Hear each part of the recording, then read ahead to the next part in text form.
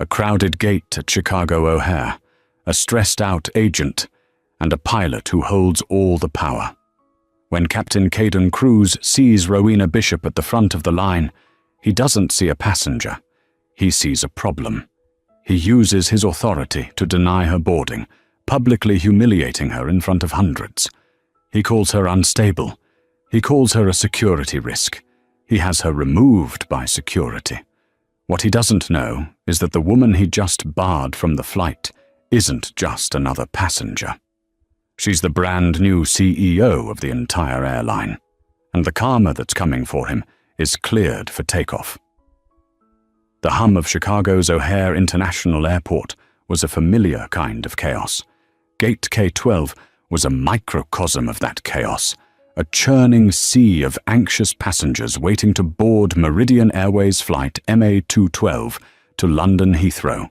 The flight was already delayed by 45 minutes due to a late inbound aircraft, and the tension in the air was as stale as the recycled air in the terminal. Rowena Bishop stood patiently in the Group 1 priority line.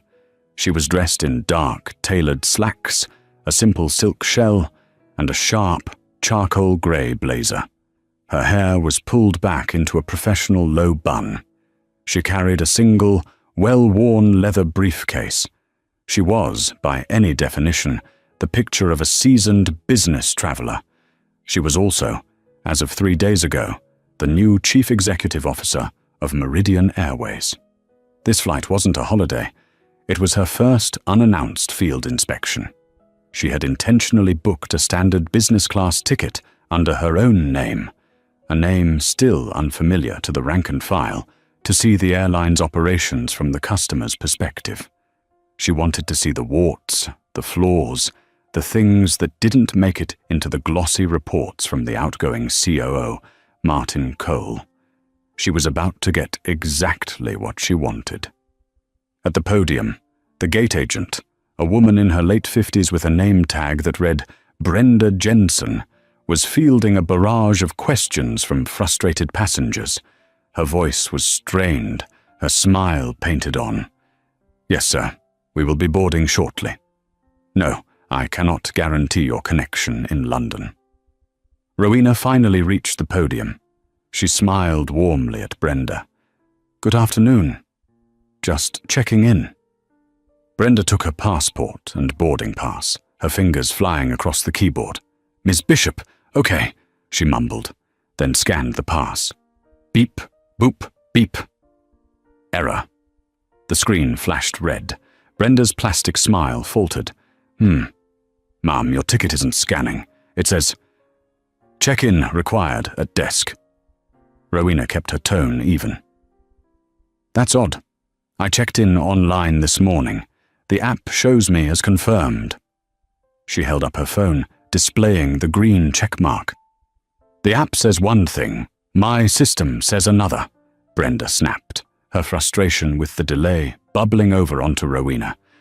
"I'm going to have to ask you to step aside, Ma'am. I have a full flight to board." "I understand you're busy," Rowena said calmly. "But I am in my assigned group, and my app says I'm checked in. Could you please just try manually entering the locator number? It's, Ma'am, you are holding up the entire line." It was at that precise moment that the jet bridge door swung open, and Captain Caden Cruz emerged. Captain Cruz was tall, silver-haired, and wore his uniform like a suit of armor. He had a reputation in the Chicago hub as a pilot's pilot, which, in breakroom translation, meant he was an arrogant tyrant who bristled at any challenge to his authority. He moved with an air of absolute command, and his eyes immediately landed on the source of the bottleneck, Rowena. He didn't speak to Brenda. He spoke directly, and loudly, to Rowena. "Is there a problem here?" His voice was a baritone boom that cut through the terminal noise. Passengers in the back of the line craned their necks. Brenda flinched. "Captain, this passenger's ticket won't scan. I've asked her to step aside." Cruz looked Rowena up and down. It wasn't a glance. It was an assessment, a dismissal.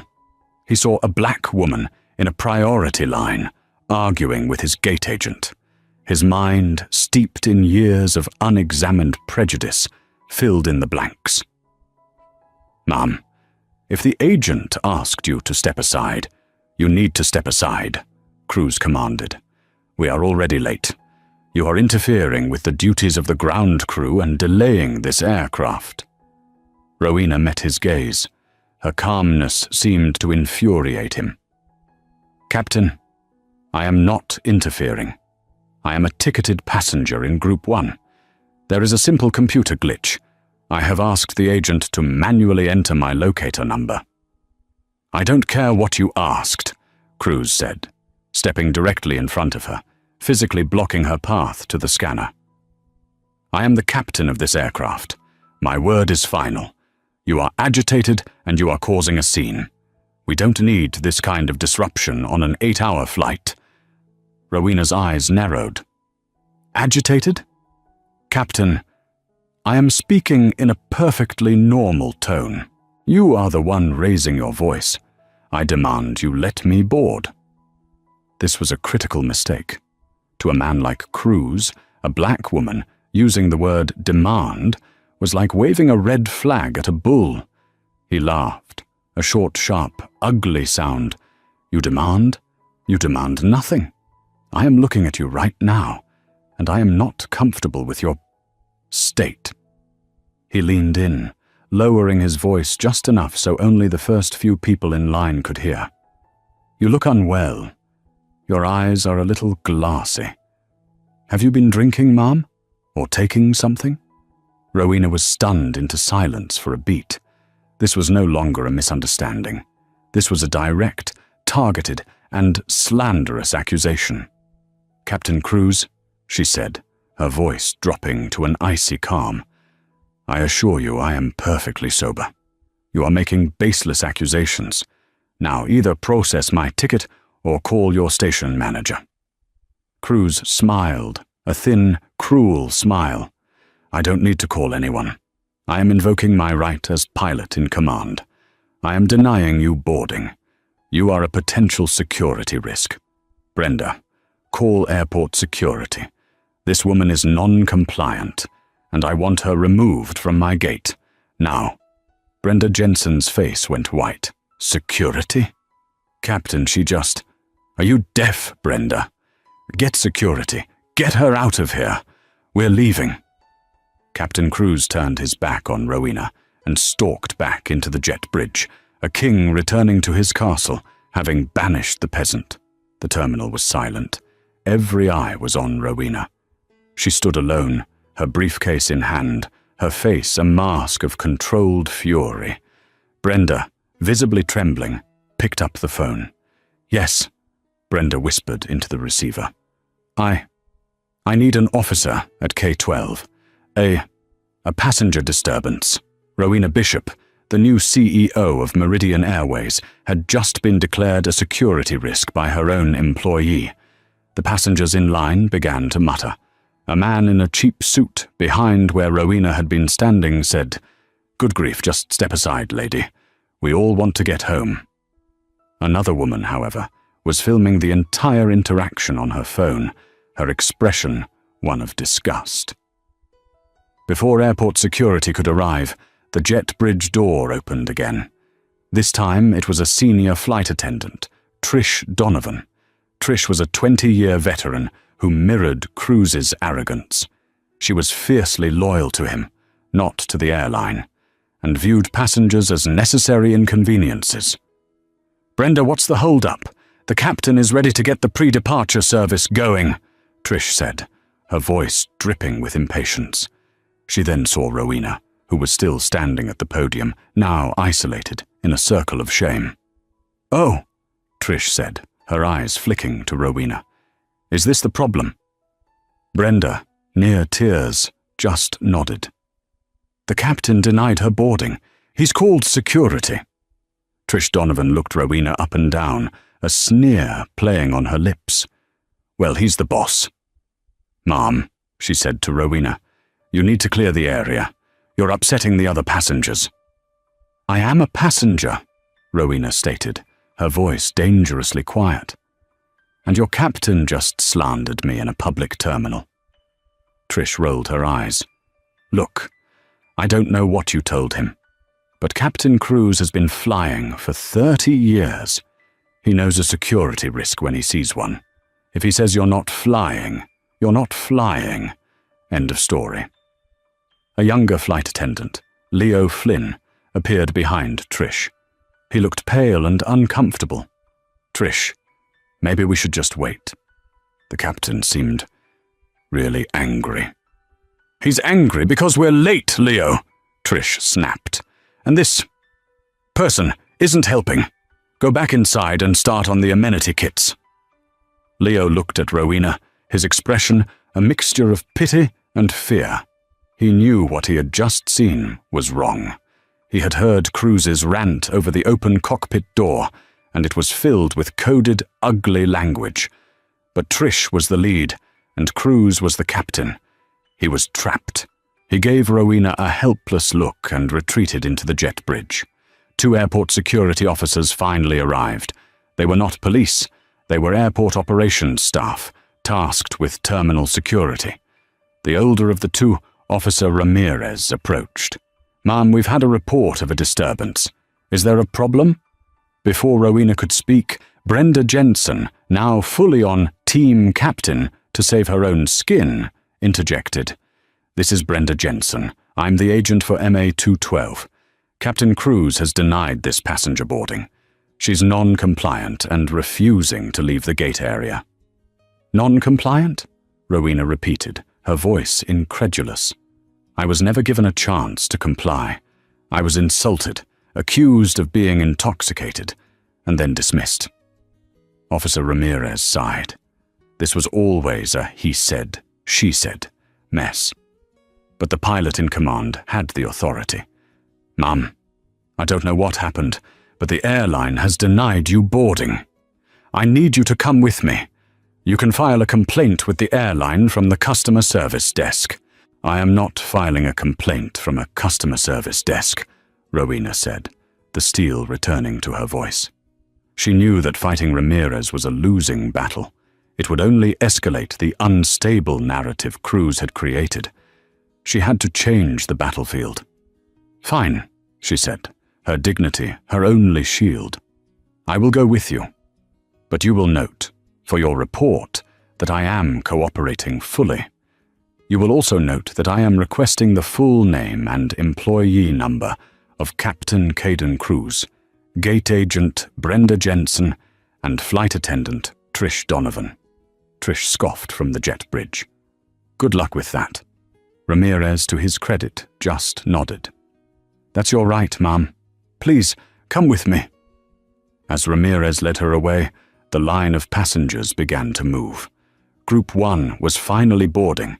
They filed past her, some staring with pity, some with scorn, some with simple indifference. Rowena Bishop was forced to endure the walk of shame, escorted out of the gate area like a common criminal, while the crew that had just humiliated her began welcoming her real customers onto the plane. They walked in silence for several minutes, away from the K-Con course and toward a small, sterile operations office. As they walked, Rowena's mind was not on her humiliation. It was on restructuring. It was on personnel files. It was on the deep, rotting cancer within her new company that she had just personally discovered. Captain Cruz thought he had put out a small fire. He had no idea he had just lit a fuse. Inside the small office, Officer Ramirez gestured to a plastic chair. "Look, Mum, I'm sorry this happened. But with the captain, it's his plane, his rules. Once he makes that call—" "I understand your position, officer," Rowena said, sitting down but not relaxing. She placed her briefcase on her lap. "Now, I need to use my phone. I need to make one call. It pertains directly to the operational integrity and security of Meridian Airways." Ramirez was skeptical. "Ma'am, this isn't a police station. You're not under arrest. You can make any calls you want.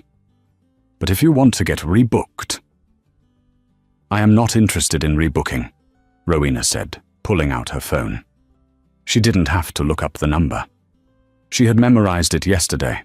She dialed the direct line for Martin Cole, the Chief Operating Officer of Meridian Airways, and, as of 3 days ago, her second-in-command. "Martin," she said, her voice pure ice. "It's Rowena. I'm at O'Hare, in the Terminal 5 Ops office by K-12. Martin's voice was jovial, unaware. "Rowena, how's the first inspection going? Did you... Wait, why are you at an OPS office? Did you miss the flight?"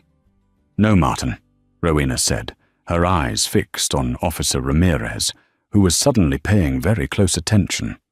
"I did not miss the flight. I was denied boarding. Captain Caden Cruz of MA-212 refused to let me on the plane, citing that I was a security risk and unstable. He had me escorted from the gate by security."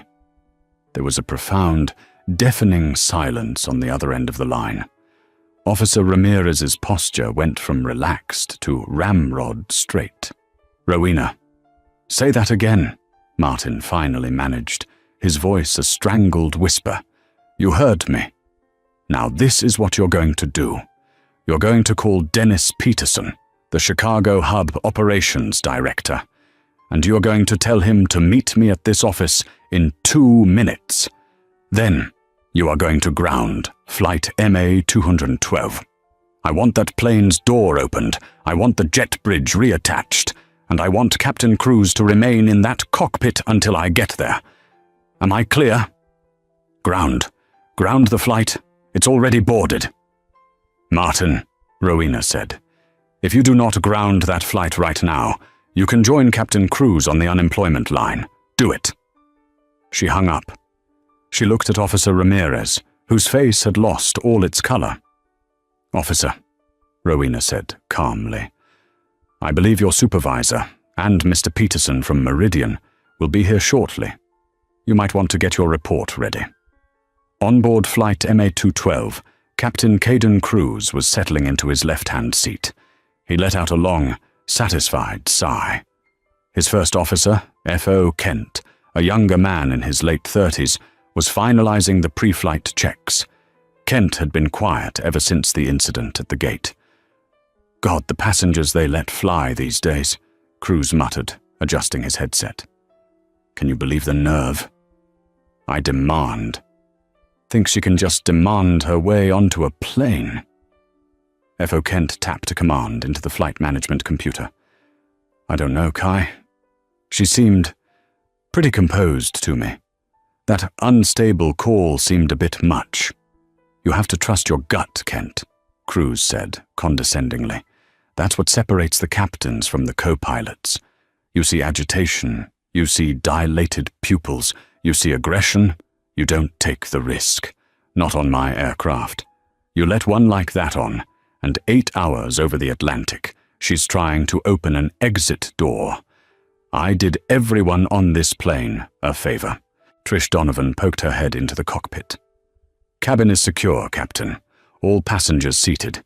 We're just waiting on the final paperwork from Brenda." "Good, good," Cruz said, smiling up at her. "Thanks for handling that, Trish. Nice to have a crew that knows how to deal with problems." "Anytime, Captain," Trish beamed. "Leo's a little green, but he'll learn. See you in London." She closed the cockpit door. Cruz turned to Kent. "See? Professional. Now, let's call for pushback." Just as Cruz reached for the radio, the jet bridge PA system, still connected to the plane's internal comms, squawked to life. It wasn't Brenda's voice. It was a man, and he sounded panicked. "MA-212, this is operations. Captain Cruz, do not, I repeat, do not call for pushback. Maintain your position at the gate. Open the cockpit door and await instructions." Cruz and Kent exchanged a confused look. This was a massive breach of protocol. Cruz grabbed his comm. "Operations, this is Captain Cruz. We are buttoned up and ready to go. What is the nature of this delay? We are already an hour behind schedule." The voice that came back was strained, formal, and terrified. "Captain, this is Dennis Peterson, ORD Hub Director. I am on the jet bridge. A situation has developed. You are to remain in your cockpit. The COO is on the line from corporate, and they are holding the flight." Cruz's arrogance evaporated, replaced by cold dread. "The COO, Martin Cole! Over what? That passenger? You've got to be kidding me." "Captain," Peterson's voice was a low hiss, "the passenger you denied boarding, the woman you had removed by security, was Ms. Rowena Bishop." Cruz stared blankly at his instrument panel. The name meant nothing to him. "Who the hell is Rowena Bishop?" There was a heavy sigh on the other end. "Kai, Rowena Bishop is the new CEO of Meridian Airways. She took over from corporate on Monday. You just kicked your new boss off the plane." The color drained from Kaiden Cruz's face. The cockpit, once a high-tech fortress of his authority, suddenly felt like a tiny, airless coffin. He looked at F.O. Kent, who was staring at him, his mouth open in pure horror. "Get on the PA," Cruz whispered to Kent, his voice suddenly hoarse. Tell them there's an unexpected systems check." "Kai," Kent said, "what did you do?" "Shut up! Just shut up!" Cruz frantically unbuckled his harness. He had to get to the jet bridge. He had to apologize. He could fix this. It was a misunderstanding. A simple, hilarious misunderstanding. He scrambled out of his seat and yanked open the cockpit door. He was met not by Dennis Peterson, but by the cold, furious gaze of Rowena Bishop. She was standing in the galley, flanked by a pale Dennis Peterson and a stone-faced Officer Ramirez. The passengers in the first few rows of business class were staring, confused. Rowena took 2 steps into the galley, her blazer still immaculate. She looked past Cruz, into the cockpit at F.O. Kent. Then her eyes settled back on the captain. "Captain Kaiden Cruz," she said.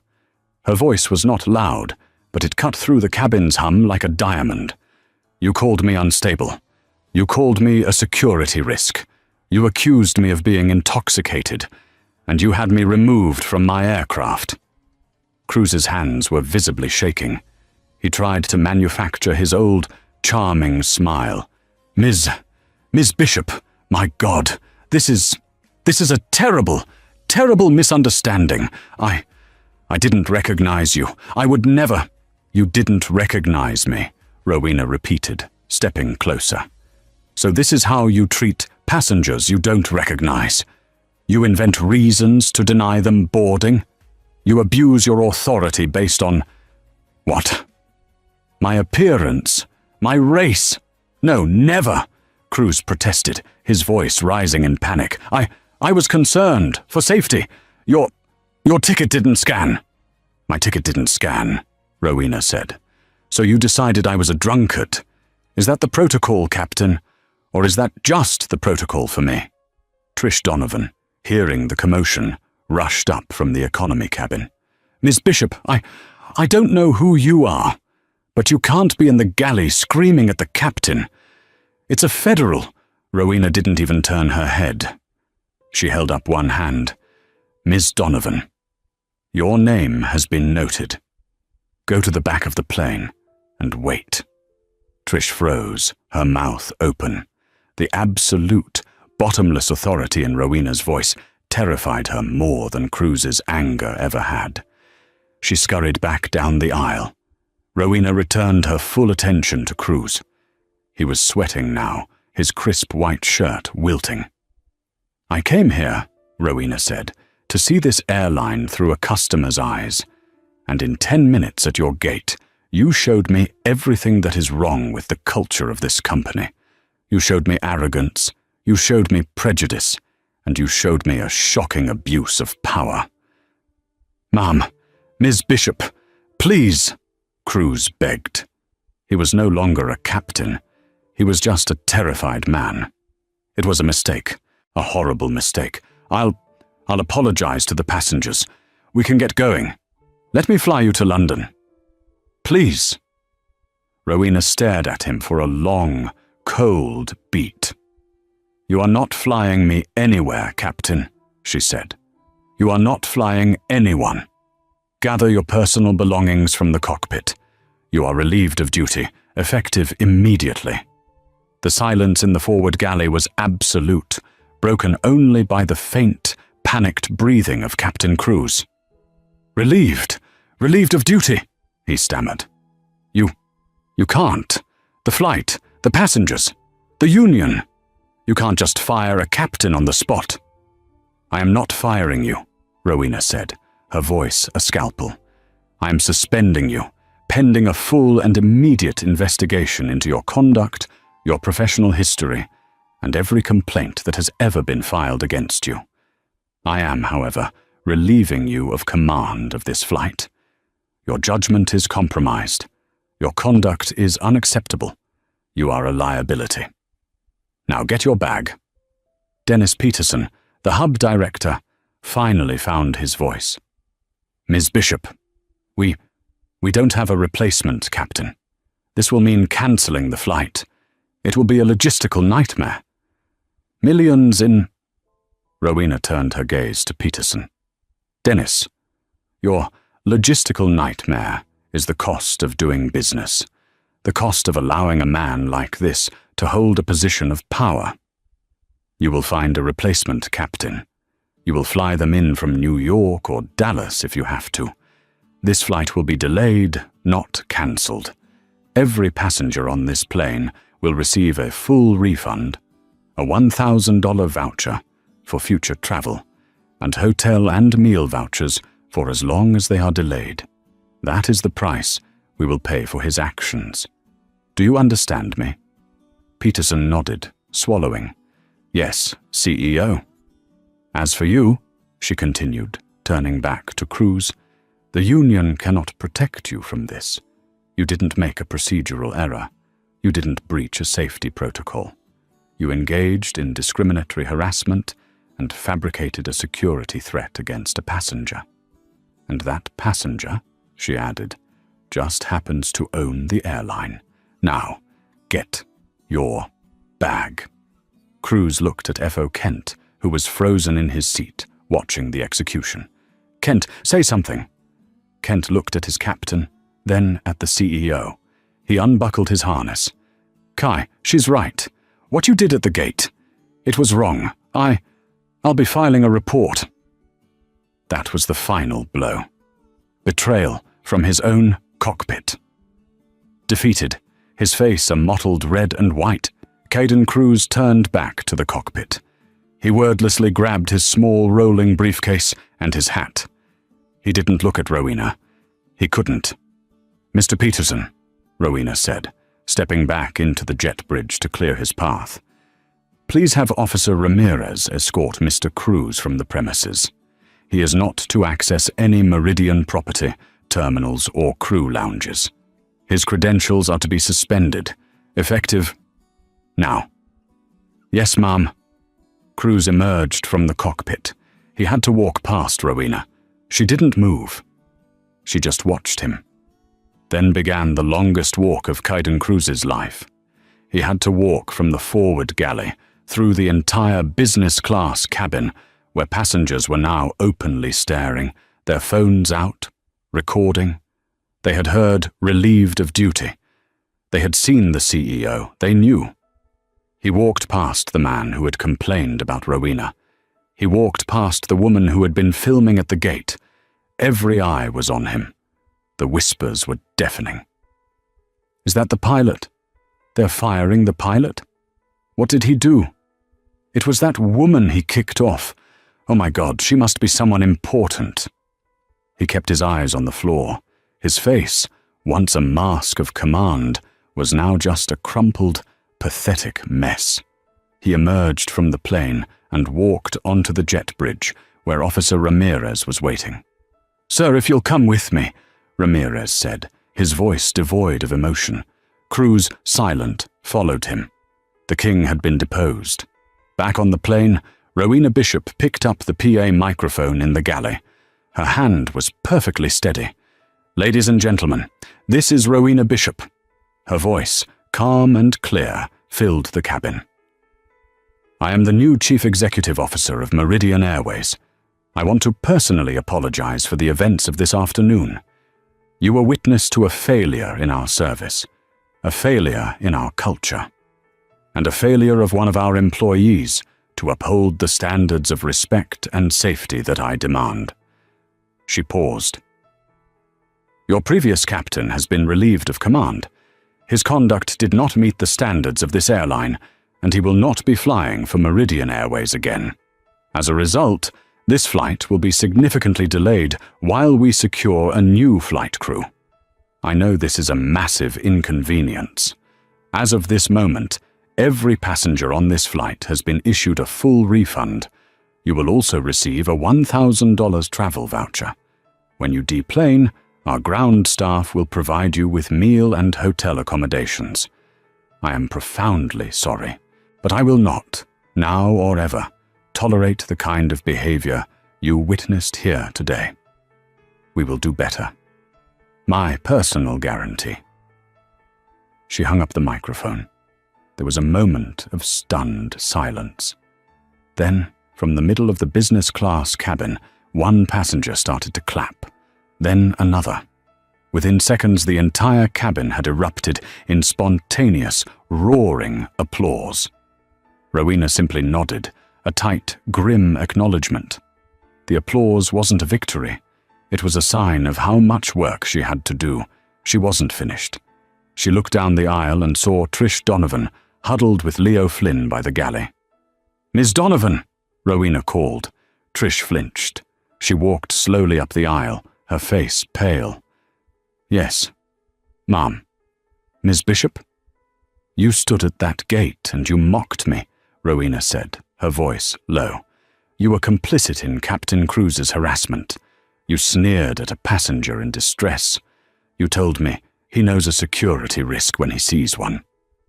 You endorsed his bigotry." I was just backing up my captain," Trish pleaded. We're trained to. Crew resource management. You are trained to exercise judgment. You are trained to de-escalate. You did neither. You chose to be a bully. You are a poor reflection of this company, and you are a liability to your fellow crew members. You are also suspended. Get your bag. Get off my plane." Trish Donovan burst into tears. "No, please. I have 20 years. "You have 20 years of experience," Rowena corrected, "and you used none of it. You are done. Go." Trish Donovan, sobbing, turned and fled to the crew locker to get her things, her own walk of shame. Rowena finally looked at the last crew member standing, Leo Flynn. He looked like he was about to be sick. "Mr. Flynn," she said. He stepped forward, his hands clasped. "Yes, Ms. Bishop. You were there. You saw it all. You said nothing." Leo flinched, but he met her gaze. "I know, Mom. I was scared. Trish is the lead, the captain. I'm new. I knew it was wrong. I froze, and I am so sorry.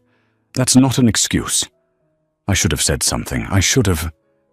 Rowena studied him.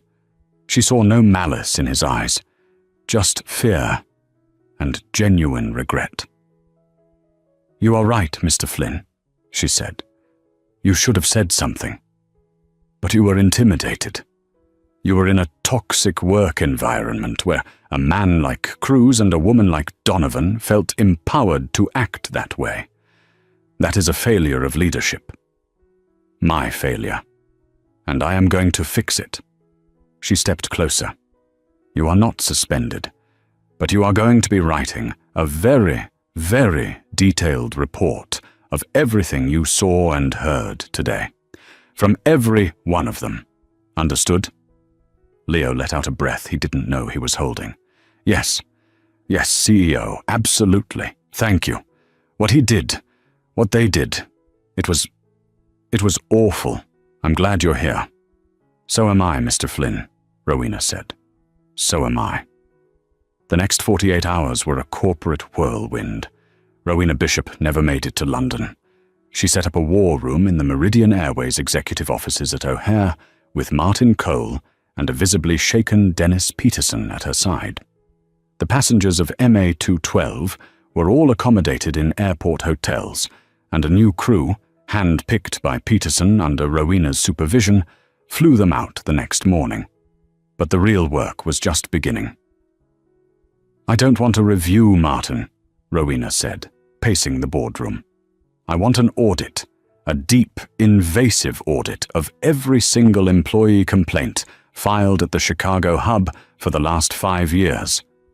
I want to see every report that was dismissed, every complaint that was resolved internally. And I want to start with Caden Cruz." The results began to roll in, and they were sickening. It was just as Rowena had suspected. Captain Cruz was not a first-time offender. He was a serial abuser, protected by his seniority, and a complaint system designed to protect pilots, not passengers. "Look at this," Rowena said, sliding a file across the table to Martin.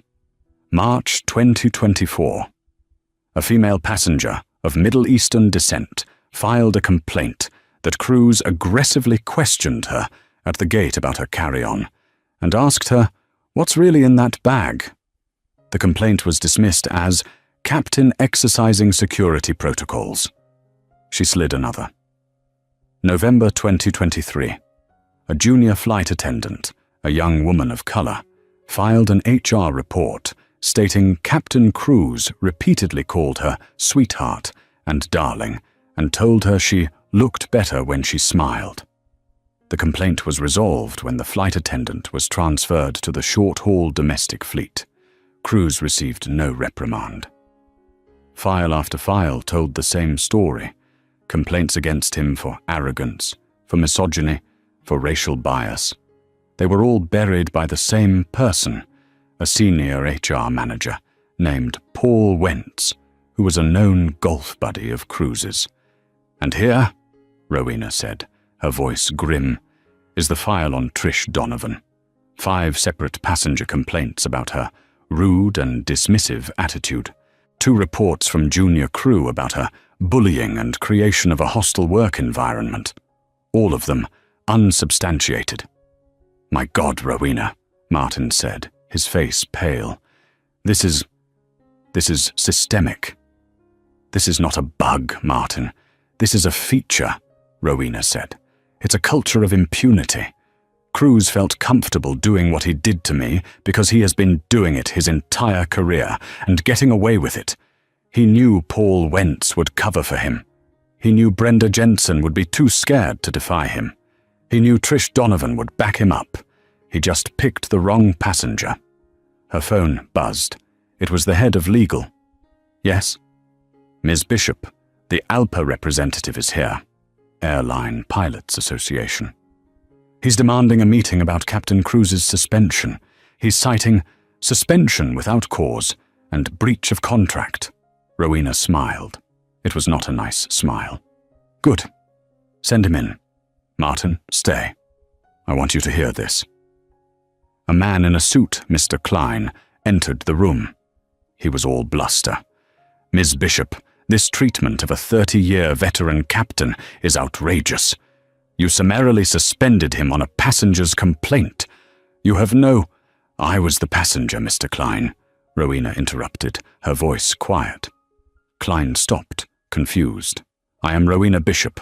The passenger Captain Cruz slandered, harassed, and had removed from the gate was me, the CEO of this company." Klein's bravado vanished. "Oh, I was not aware." "And I did not suspend him for a complaint," Rowena continued, standing up. "I suspended him for his actions, which I witnessed. Actions which, as it turns out, form a very clear, very disturbing pattern." She gestured to the pile of files on the table. "This is his record. Not the sanitized one HR gives you. This is the real one. The women he's harassed, the passengers he's intimidated, the crew he's bullied. You are here to defend a man who, by all accounts, is a liability to this airline and a disgrace to his uniform. Is this really the pilot your union wants to represent? Klein looked at the files, then back at Rowena's granite expression. He was a lawyer, not a fool. He knew a losing case when he saw one. This new evidence, he stammered, would, of course, need to be reviewed. The union does not condone. That is, we will be reviewing our position. You do that, Rowena said. You can show yourself out.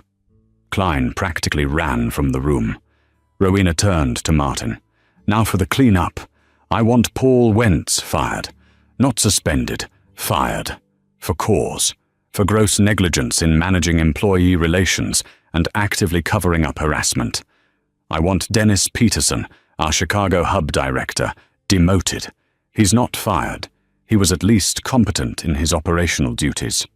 But he let this culture fester under his nose. He's being transferred to Des Moines. He can manage a regional hub until he proves he understands what leadership means. And Brenda Jensen? Martin asked. Brenda is a different case, Rowena said. She was intimidated. She failed a test of character, yes, but she was put in an impossible position by her superiors. She is to be put on mandatory, paid leave, and sent to a comprehensive de-escalation and intervention training program.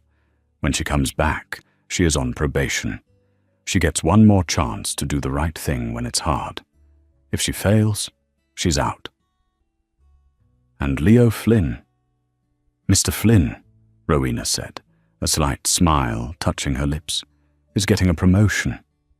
I read his report. It was meticulous, honest, and brutal. He didn't spare himself either. He admitted his own fear and failure to act. That is the kind of honesty I want. He's being promoted to an in-flight training supervisor.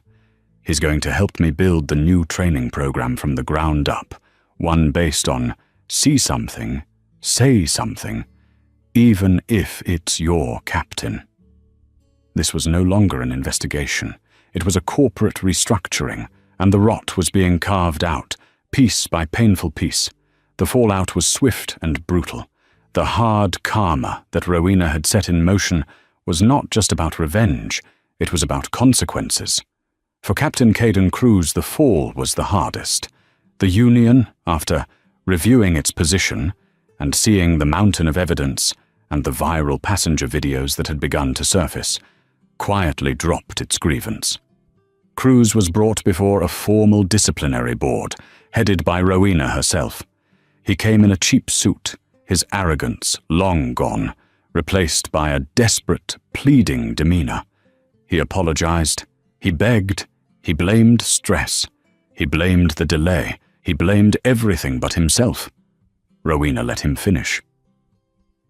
Mr. Cruz, she said, your apologies are empty. They are the apologies of a man who is sorry he got caught, not sorry for what he did. You have been a cancer in this company for years, protected by a system that valued seniority over decency. That system is over. Caden Cruz was terminated for cause. But the karma didn't stop there. Rowena's legal team forwarded their findings, including the passenger videos and Cruz's history, to the Federal Aviation Administration, FAA. They filed a formal report stating that Captain Cruz had knowingly fabricated a security threat, his unstable and intoxicated claims to remove a passenger, a gross violation of the sterile cockpit and pilot-in-command responsibilities. The FAA launched its own investigation. Faced with overwhelming evidence, they revoked Caden Cruz's airline transport pilot license. It was a career death sentence. At 58, he was too old to start over, and now too toxic to be hired by any other major carrier. His life, built on a throne of perceived superiority, was over. He had lost his job, his prestige, his pension, and the very identity he had wrapped himself in. For Trish Donovan, the landing was just as hard. Her flight attendants' union fought, but the video evidence of her sneering at Rowena combined with the new reports from Leo and other junior crew, was damning. She, too, was terminated for cause, losing her 20-year seniority and travel benefits. She was blacklisted, a known harasser in an industry that was suddenly, and very publicly, cleaning house. For Paul Wentz, the HR manager, the consequences were financial. He was fired for gross negligence. Meridian Airways' legal team made it clear that if he fought it, they would countersue him personally for the damages his negligence had cost the company, the refunds, the vouchers, the stock dip. He quietly disappeared, his career in human resources finished. The karma, however, wasn't just negative. It was also positive. Leo Flynn, thrust into his new role, thrived. He helped Rowena design and implement a new, mandatory, company-wide training program called the K-12 Initiative. It was a multi-day course focused on implicit bias, intervention strategies for junior crew, and passenger-centric de-escalation. Leo used the video of the incident and his own frozen inaction as the prime teaching tool. He was honest about his own failure, and in doing so, he empowered hundreds of other crew members to find their own voices. Brenda Jensen completed her training. She returned to the gate a different woman. She was more confident, more empathetic, and the first time she saw a senior pilot berating a gate agent, she stepped in calmly and de-escalated the situation, citing the new corporate policy. She had learned her lesson, and for Rowena Bishop, the incident, while traumatic, became the defining moment of her leadership. The story was leaked, as she knew it would be, and went global. The Avion Post and other major aviation blogs ran the headline, "New Meridian CEO denied boarding by own pilot." But where the press expected a scandal, they found a revolution. Passengers, employees, and the media were stunned by her decisive action. The story of the refunds, the vouchers, and the immediate firings became a legend. The stock, after a 24-hour dip, rebounded with a vengeance. Wall Street, it turned out, loved a CEO who could identify a rot and cut it out in one day. Rowena became the face of a new kind of leadership, one that was on the ground, in the trenches, and had zero tolerance for the old-world prejudices that had plagued the industry for decades. 1 year later, Meridian Airways was unrecognizable. The transformation was more than just a new coat of paint on the fleet or a redesigned logo, though those had happened too. The very air in the O'Hare terminal felt different. Rowena Bishop walked through the K-concourse, her simple briefcase in hand. The chaotic, strained hum of the past had been replaced by a calmer, more efficient buzz. The lighting was brighter, the signage was clearer, and the redesigned open-plan gate areas reduced the chaotic crowding that had once defined the terminal. She saw a senior gate agent animatedly showing a new trainee something on a screen, and both of them were laughing. It was a small thing, but a year ago she had only seen fear or cynicism. The culture of impunity was gone, replaced by one of accountability, and, to her genuine surprise, a fierce, revitalized pride. She was no longer anonymous. As she approached her gate, MA 21 to Dallas, she saw a few passengers do a subtle double-take. Her face had been on the cover of Forbes and Aviation Week. She was the CEO who fired her own pilot. She arrived at the podium. The agent, a young man named Samuel, saw her, and his eyes widened just a fraction before his training kicked in. "Good morning, Miss Bishop," he said, his voice impressively steady. "It is an honor to have you on our flight. You're all set. Looks like you're in 2A. He scanned her ticket. Beep. The system flashed green, a simple, perfect transaction. "Thank you, Samuel," she said, offering a small, professional smile. She was here to inspect, not to intimidate. "How are things in Chicago today? Any operational challenges I should be aware of?" It was a test.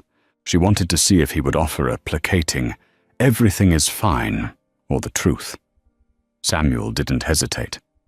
"Running very smooth, ma'am," he said, his tone becoming more confident. "We had a small weather cell over Lake Michigan that put us on a 20-minute ground stop about an hour ago. But the new passenger communication system you fast-tracked had the delay alerts out to everyone's apps before the boards even updated. It's cut the number of questions at the podium by at least 50%. It's been a lifesaver for us." "Good," Rowena said. "I'm glad to hear it's working as designed. Thank you, Samuel." She walked down the jet bridge. At the aircraft door, she was greeted not by a veteran dripping with cynicism, but by a young black woman in her early 20s, her uniform immaculate. Her name tag read Kayla. "Welcome aboard, Ms. Bishop," Kayla said, her smile genuine and bright. "It's a pleasure to have you with us.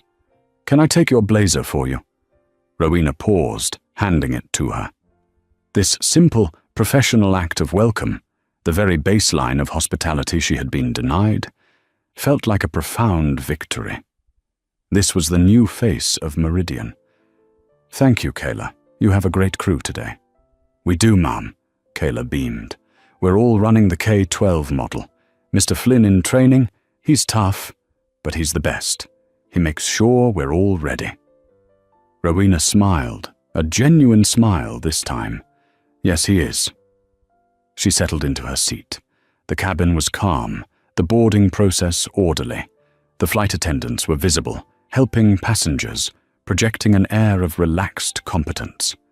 Then the PA chimed. "Good morning, ladies and gentlemen, and welcome aboard Meridian Flight 421 with service to Dallas-Fort Worth." The voice was female, crisp, and exuded a warm, effortless authority. "This is your captain, Maria Alvarez, speaking.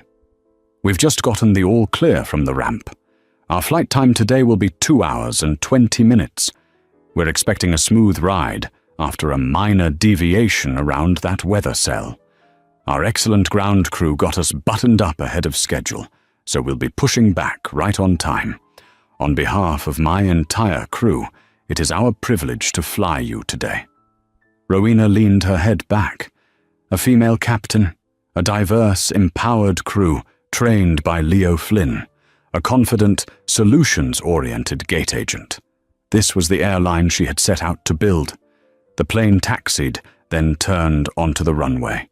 The engines spooled up, and the powerful, familiar thrust pressed her back into her seat.